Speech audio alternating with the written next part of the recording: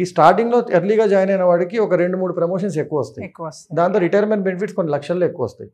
నేను ఎప్పుడు మా స్టూడెంట్స్ చెప్పేవాడిని 22లో క్రాక్ చేసిన ఎగ్జామ్ మీరు 26లో క్రాక్ చేస్తే మీరు రిటైర్ అయ్యే లోపల ఒక ఇల్లు మిస్ అవుతారు, ఒక సొంత ఇల్లు, ఒక 1-1.5 మిస్ అవుతారు అన్ని వడ్డీలు వేసుకుంటే. మీరు చేయాల్సిన పనుల్లో ఒక్క సంవత్సరం ముందు క్రాక్ చేయడం. అది చాలా మంది అడిగేవారు, ఏముంది సార్ నేను 2-3 ఏళ్ళ కన్నా క్రాక్ చేస్తున్నాను కదా.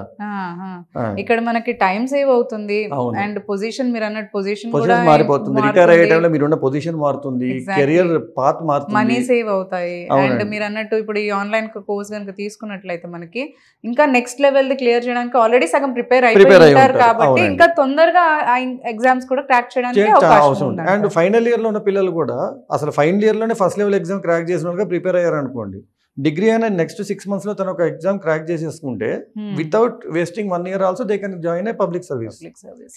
ఇంకొక మన ట్రాక్ రికార్డ్ ఒకసారి గమనించారంటే నార్మల్గా బయట 2 to 3 years ఖచ్చితంగా ఒక ఎగ్జామ్ క్రాక్ చేయాలని పడుతుంది అన్నప్పుడు మా లాస్ట్ 17 years ట్రాక్ రికార్డ్లో చూస్తే average time for cracking an exam is 8 to 9 months of time. ఒక స్టూడెంట్ 8 to 9 months ఆఫ్ టైంలో ఎగ్జామ్ క్రాక్ చేసుకోగలిగారు. అవునండి, ఎందుకంటే ఏ ఎగ్జామ్ తను క్రాక్ చేస్తారనేది నేను పర్సనల్గా గైడ్ చేసేవాడిని.